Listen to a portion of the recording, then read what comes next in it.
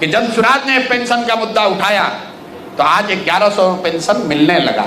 कुछ लोग कह रहा है कि तेजस्वी यादव के कहने पर हुआ, तो भाई तेजस्वी यादव तो बीच में 3 वर्ष थे, डिप्टी सीएम थे ना तेजस्वी यादव, काहे नहीं 400 से बढ़ा के 410 कर दिया।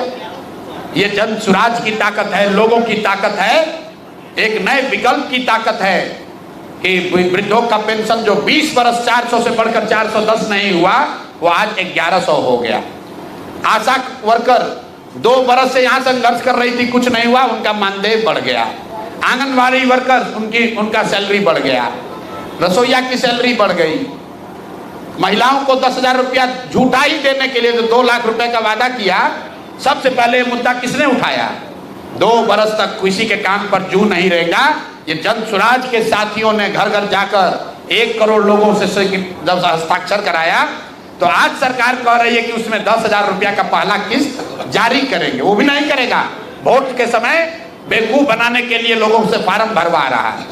ये जन स्वराज की ताकत है कि 2015 में जो युवाओं के लिए वादा किया गया था कि अनएम्प्लॉयड यूथ को कम से कम 1,000 रुपया दिया जाएगा, 2 दिन पहले अभी उसकी घोषणा हुई है।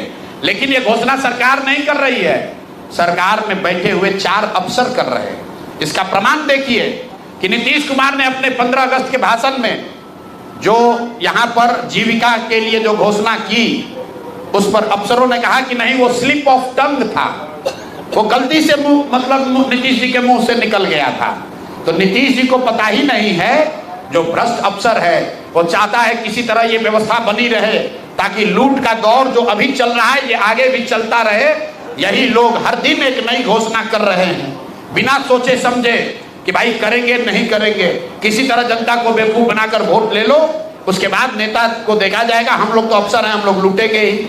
इसलिए मेरे भाई, जनता इस बार संभल गई है, वो जान रही है कि तिजोरी का चाबी, इस तिजोरी को इसलिए खोला गया है ताकि जनता को बेवकूफ बनाकर वोट लिया जा सके।